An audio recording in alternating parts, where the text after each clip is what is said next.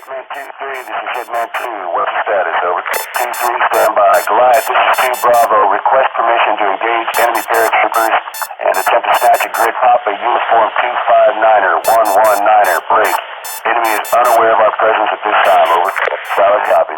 Hitman 2-3, Echo 5 Foxtrot. This is Hitman 2. Hey everybody, this is Ben Powers coming at you from the Commander's Voice. Today I'm very excited. We have Dr. Alexander Burns, who is an expert in 18th century warfare, which is something very different for this channel. He's the author of the excellent Infantry in Battle, which discusses how 18th century European armies and by extension North American colonial armies fought. And I think we're going to see some interesting linkages between them and maybe the independence expected of paratroopers. So let's sit back and have a conversation with Dr. Burns. Sir, welcome. Thanks so much for having me on, Ben. I'm excited to be here today. Hey, so I really appreciate you being with us, sir. So speaking of linkages, there's this idea in it became popular in the 90s, but it was based off what you saw with the airborne forces all the way back to their inception in the Second World War. This non-doctrinal acronym, if you will, of the LGOP, the little group of paratroopers. And the idea was just once guys jump out of the airplane and they hit the ground, the tactical plan is probably not going to be what was briefed because of, terrain, weather, enemy dispositions. Things are not going to be what were expected. Everybody's watched Band of Brothers. You're widely scattered. So the idea was gather who you can and do the best you can with the commander's intent. And if that is just move to the sound of guns and shoot people not dressed like you, then that's the answer. Now, when we think back towards 18th century warfare, especially the layman's, you know, eighth grade American history understanding, if they even got any idea of it, you've got guys fighting shoulder to shoulder, volley fire, very tightly controlled by officers. But the historical record is actually more complex, is it not? Yeah, absolutely. So, to a large extent, when you look at 18th century infantry combat in both Europe and North America, it's kind of like the difference between I've been seeing videos lately on social media of like how soldiers train versus how soldiers behave in combat. So you might be trained to clear a room in a certain way, but even if you're trained in this way in actual combat, you might suppress the room differently. You might throw grenades differently. You might behave differently in an actual life and death combat situation as opposed to training. And so it very much the same is true in 18th century warfare. You have really elaborate kind of systems of alternate fire, like platoon firing and firing by ranks, where it takes a lot of kind of control and discipline upon the part of the men. And in an actual combat situation, frequently that level of control and discipline kind of goes out the window. And so you have comments from even civilians like John Hope in the 18th century who are sort of observing soldiers practicing, training, drilling on the peacetime drill square, and he says it's kind of weird that they're doing all this stuff when we know in actual combat the officers all report none of this stuff actually happens. And so trying to match up not another book that kind of talked through, this is the various way that 18th century drill manuals say we should engage the enemy prescriptively. My book tries to examine the ways that they actually engage the enemy in practice. And so building off the work of a phenomenal historian over in Britain named Matthew Spring, I tried to look at the ways that the soldiers, didn't always follow the drill manuals. Frequently, they took cover, they ran on the battlefield, they fired independently of their officers' orders. Officers frequently hated this, and so I won't. I'm careful to not overdraw this and say like, well, the men fighting in a more flexible way. This is like them following commander's intent because it's not. Right? I mean, the officers are pulling out their hair. This is a moment where like Joe is not doing what he's supposed to do, and as a result, he's making your life harder as the officer. So you're sort of left there thinking like, man, we had this intricate plan to win the battle, and the men opened fire, 200 yards further away from the enemy than we had anticipated. We have got to figure out how to sort of get this show back on the road. But with that said, there is a lot of literature that suggests at the level of the junior officer, there is sort of this expectation of you need to be flexible, you need to be adaptable, you need to understand your commander, in terms of the brigade commander or the wing commander's intent, and you need to be willing to execute based on that intent, even if it doesn't um, perfectly match up to the battle plan that was sort of drawn up at the beginning of the fight. And there's some incredible passages from generals over in Europe, like Frederick the Great or Frederick the Second of Prussia, who basically says, "Look, if I'm hearing that one of my infantry battalions is in a tight spot, and another one of these battalions that could have gone up to assist doesn't do that on their own initiative, I'm going to have words with the guys who didn't do this." So there is an element of, within the framework of commander's intent, we want junior officers at the very least to take initiative into their own hands and sort of move up and in order to support friendly elements that are engaged. Understood. Now, this idea that the drill manual says one thing and officers want rigid control, and the reality is something different, and that frustrates the officers. Is that a limitation of the material and technology of the time, or do you think there may be cultural and institutional factors that were unwilling to adapt to that reality and allow a little more flexibility even beyond the junior officer level? Like, hey, we know what's going to happen, so let's build a framework that will allow what's going to happen to assist us rather than hinder us. Yeah, I think you do see people having those conversations. Baronhorst, who's like an aide to Frederick the Great in the course of the Seven Years' War, writes that basically, as officers, we know that once the firefight starts, the guys are either going to end up going forward or going backward, and there's not a lot of stuff we can do to influence that outcome once you get bogged down in a firefight. With that said, the reason why certainly there's an element of like noble control and like cultural control. The officers are sometimes more hesitant to like throw themselves on the ground in the face of heavy enemy fire because they're supposed to like be displaying their courage in front of the enemy. And so there's in the book I have an instance from a pretty minor part of the Seven Years' War where some Swedish guys are shooting at some Prussian guys, and the basically the Swedish officer is like a grenade basically, or a howitzer shell comes in, is going to explode quite close to them, and all the enlisted men hit the dirt and the officers remain standing because like they need to show their the type of man they are in front of the enlisted men. Now with that said, I think for a lot of, why are the officers doing what they're doing? Is it just like, a hierarchical, not in the case of the Continental Army, obviously, but for a lot of these European armies, it's like noble officers versus commoner enlisted men and NCOs. So there is a degree of kind of social control, but the officers, they aren't entirely wrong. They know that when the firefight really gets going, they're going to lose the ability to effectively maneuver. It's almost like being pinned down. When the firefight happens, the battalion's not going to be maneuvering, to go deal with another threat. You're going to be locked in engaging with the enemy that you're engaged with. So, from their perspective, trying to delay basically being pinned down or trying to, what's really going on is you're trying to establish fire superiority and win the firefight. Delaying that moment where you're basically like locked in or stuck doing that as long as possible makes a lot of sense for them. And they think, man, if we can go up and intimidate the enemy, if we can go up and you threaten the enemy with bayonets at close range, they're going to want to withdraw. And that's going to save men's lives because we're not going to be locked into, a 2 hour long firefight where guys are getting killed, as this independent fire goes back and forth. Understood. Now, my limited understanding of the historical record is you always hate to say always, but you're pretty much always going to see a point where somebody wavers, and there's going to be very little Hollywood-esque mass bayonet battles. Like I'm not saying guys don't fight with bayonets, but somebody's going to waver before it becomes an epic big screen melee.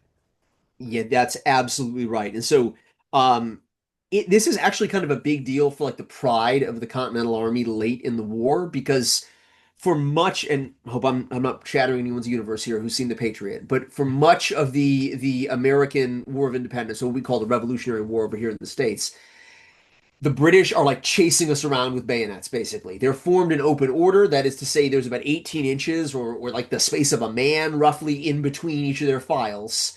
and they're moving up to assault us with their arms or their muskets and bayonets down at the trail, so like carried in their right hands on their right side, and they're charging up at like a jog or as they get closer like a run to try and get us to sort of not sit there and shoot at them, but instead move off the battlefield so they can disperse our army and sort of quickly win the engagement. They don't want a long firefight to develop. That's how they take casualties. They've got a huge logistical train that goes all the way back to England. Casualties are a strain on that. They want to end these battles quickly.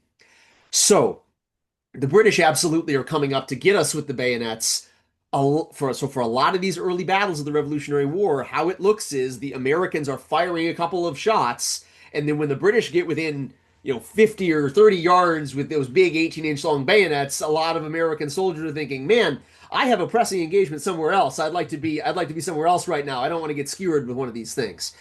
And so the real crux of the issue is you have to train the American enlisted men to be able to stay and stand that psychological pressure to within the enemies in close range, because it's almost like an inverse relationship.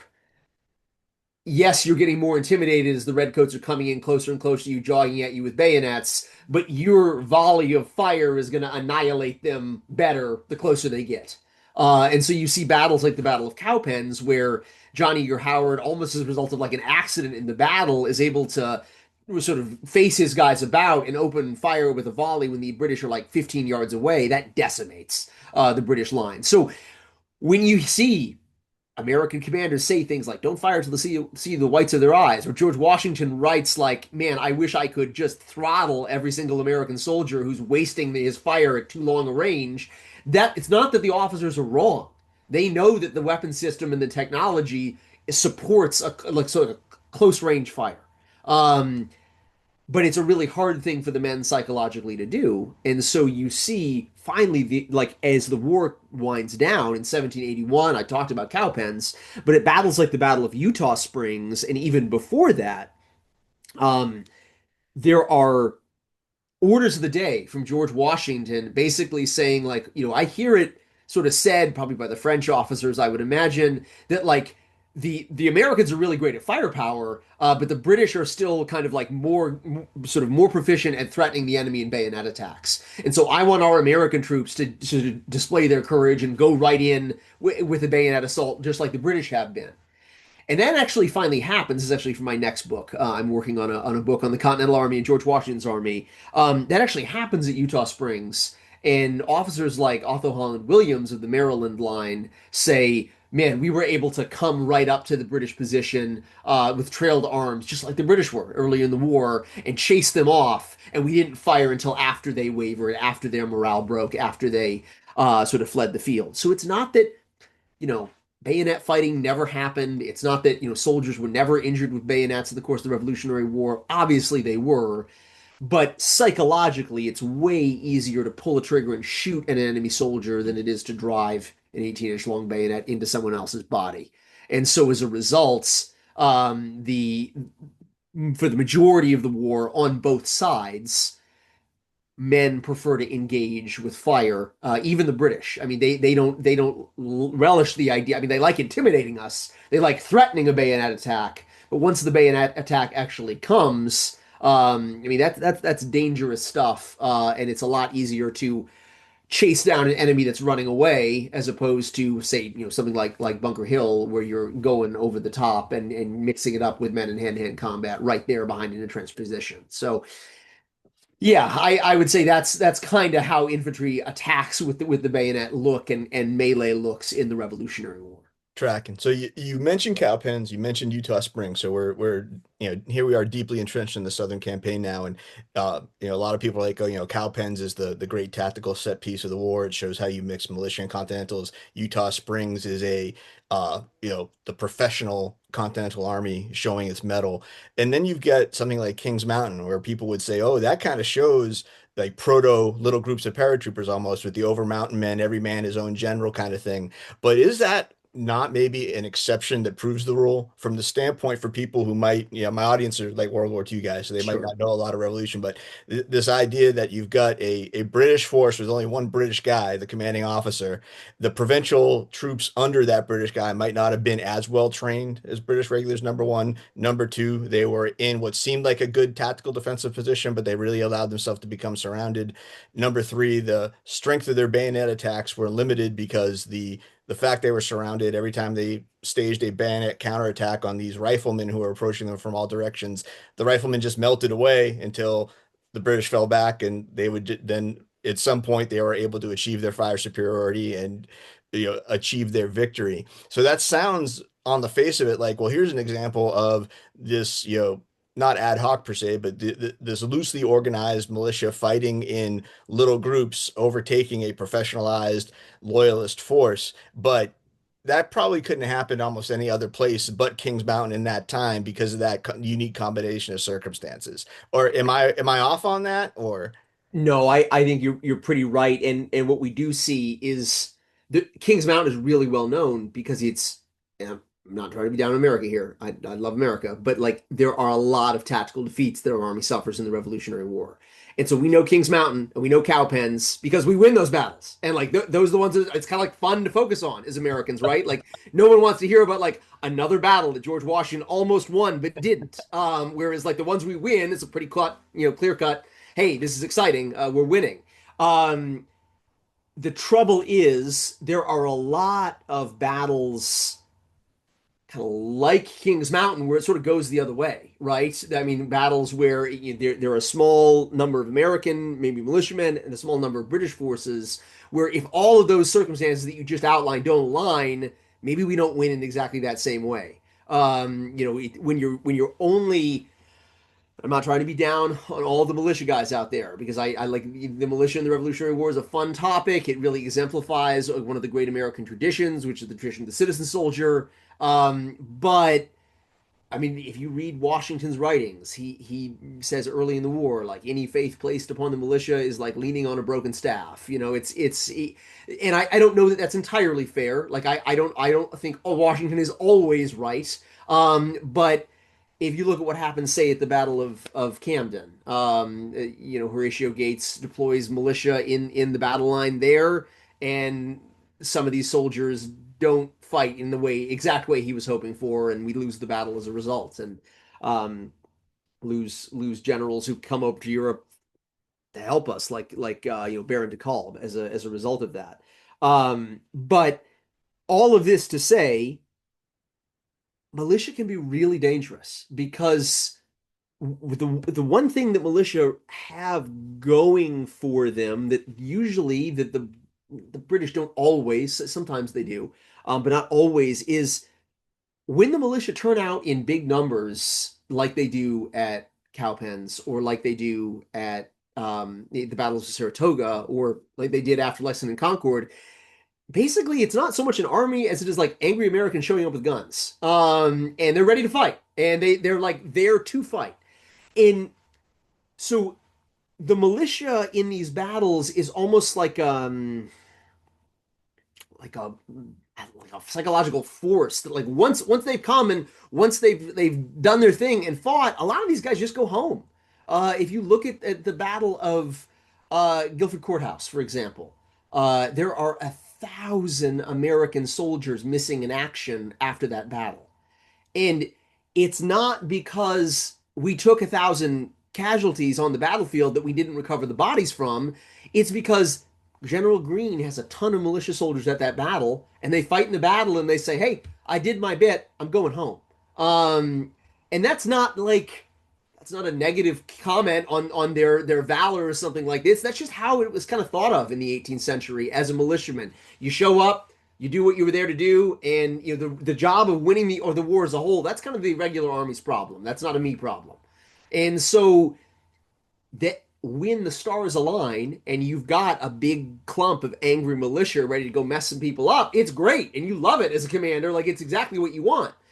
But the trouble is it's kind of hard for this to sort of set up the stars aligning like that. And so reproducing the conditions of the first military rage in around the Lexington and Concord, or there are a large number of volunteers that show up in the course of the Saratoga campaign, or what happens at Kings Mountain. Aligning those things are not it's difficult for commanders to do. And so as a result of this, frequently they rely on their professional soldiers who will still be there, hopefully still be there when the battle is done, right? They're going to be there. They're a lot of them are signed up for 3 years of the war's duration.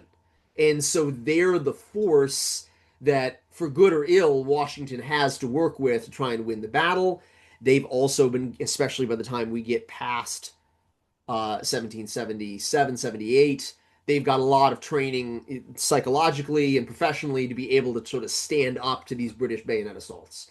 And so they're less likely than the militia on average to flee in the face of one of these attacks. And at the very least, they're probably going to attrit the British as they're coming in, in the course of this attack. So yeah, I would say it seems like you're doing stuff with like little groups of guys at Kings Mountain. Um, it's it's more almost like you couldn't have had the paratroopers dropped into Normandy if it was just the paratroopers who were there when they wanted to be there. They had to go through all the months of training. They had to get their jump wings. They had to go and sort of be ready to do this. Whereas a lot of these militia in the Revolutionary War, they're there because they are motivated to go out and fight. And after they fought, they're like, oh, we're ready to go home. Well, I mean, Easy Company goes all the way through the Second World War, right? They don't just say, oh, we jumped into Normandy. It was a good time. We're going to sit Market Garden out.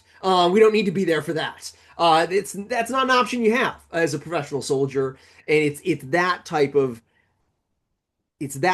backbone that you need, sort of stealing what the title, what NCOs like to refer to themselves at, but it's that sort of core that you need in an army that can really synergistically work well with the militia and help us out in the Revolutionary War.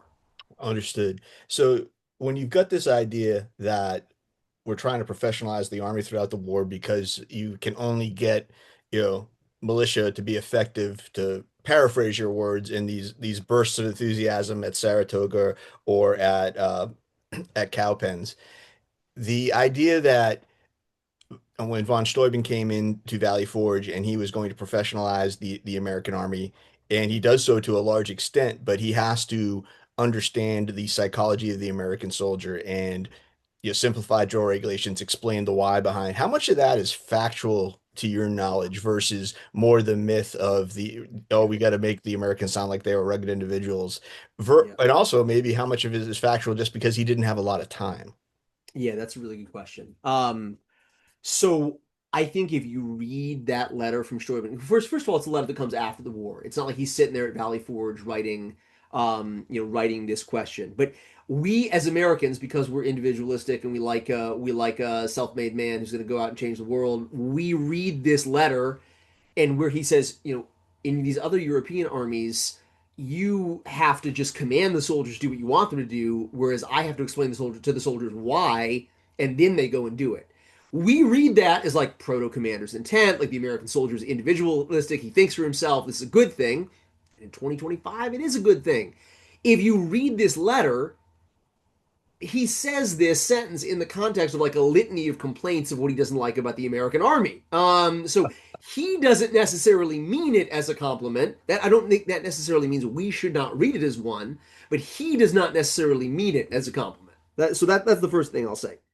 Secondly, Steuben comes over. He helps us a lot. And I'm contractually obligated to say that because he's the mascot of my university. But maybe more importantly, American soldiers are getting good on the personal level, on the battalion level, even before Steuben comes over. If you look at what happens at battles like the Battle of Germantown, the American soldiers are already pretty good at sort of fighting at a battalion level against the British. What Steuben does is he helps us sort of all read from the same playbook, so you're able to launch kind of big, like divisional scale attacks and have success there, where you're coordinating a little bit more effectively battalion to battalion.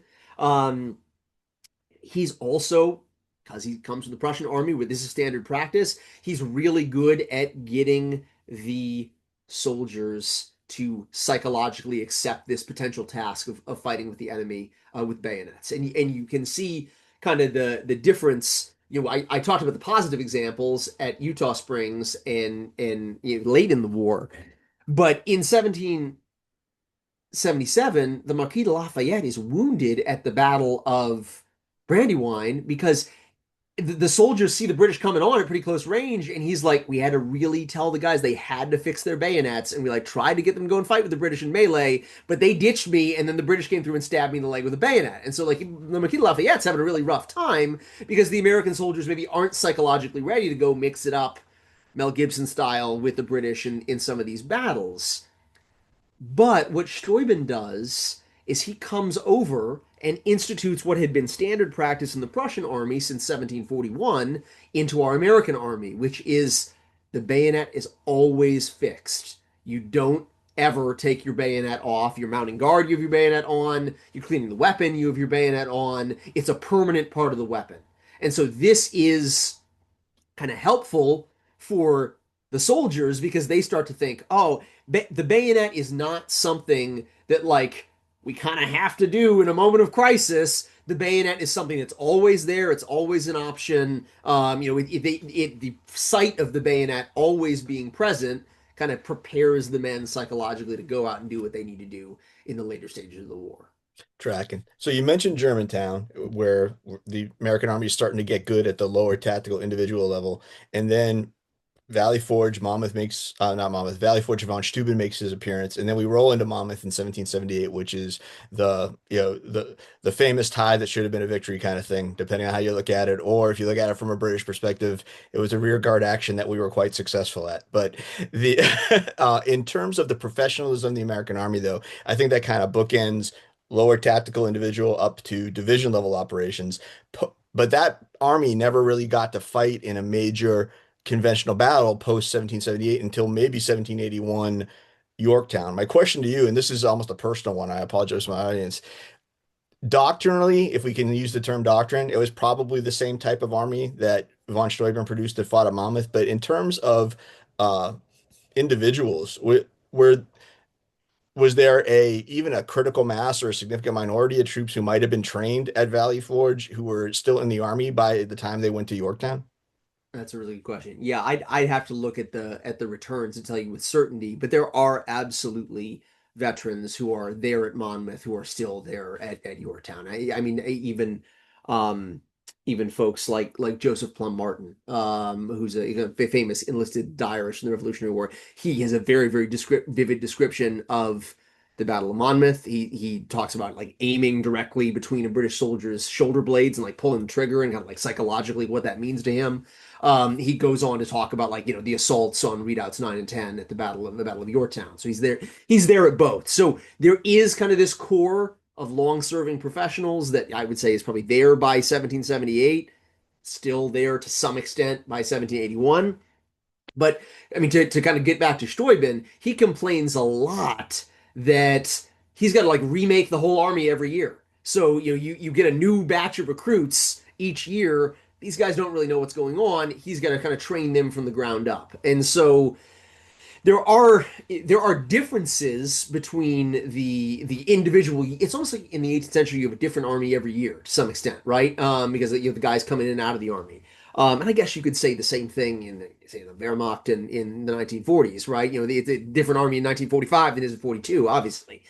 But here, kind of the core of NCOs and guys who've been in the army for a while make it an army pretty similarly, I would say doctrinally, in 1778 to what it was in 1781. And to some extent, the army is not just kind of like, it's not like Steuben arrives, it gets to a plateau of efficiency, and we continue there for the rest of the war. It's continuing to get better as the war is going on, to the point that late in the war,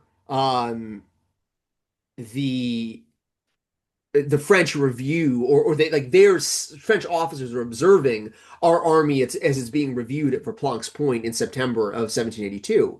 And they comment to George Washington, and this is something I'm looking at in my next book. I actually found an archival letter with this quote that you see sometimes reproduced in books that were written long after the war, where the French officers come up to Washington and they say, "Wow, you've got an army just like the Prussian army."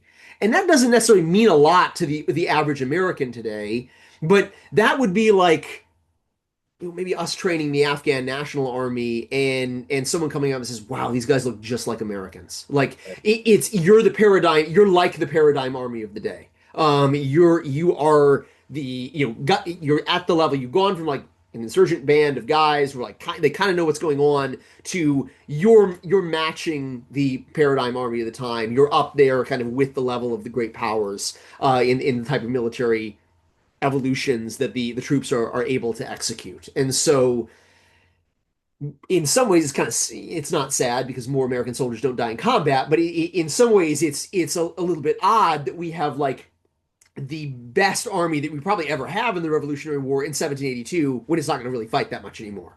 So the years of training and sort of professionalizing the army, they've culminated in that army that we have at Verplancks Point in 1782, and that goes to kind of take over New York City after the British evacuate in November of 1783. It's not an army that's doing a huge number of set piece battles, but it's an army that has vastly increased in confidence, and these guys are. They're up there with the Prussians. They're certainly, capable of fighting the English on even terms as one of the best armies in the 18th century. No, that's awesome. And Dr. Burns, I think it's a great way to wrap it up and kind of put a bow on it. So thanks for coming out, guys. Hey, this has been Ben Powers coming at you from Commander's Voice. We've been having a great conversation sort of about the antecedents of American soldiers now in the 21st century, things going back to the 18th century, and how the lessons there sort of informed things throughout the years. Now, granted, we skipped over roughly 250 years of history and development, but it was still a fascinating conversation. My guest today was Dr. Alexander Burns, Franciscan University. Is that correct, Doctor? That's Uh, right. That's right. and he's written this fantastic book, Infantry in Battle. I urge you to get it. It's available on Amazon or wherever fine books are sold. And Dr. Burns, we look forward to your next book. So, Thank you so much, Ben. hey, thanks for coming out today.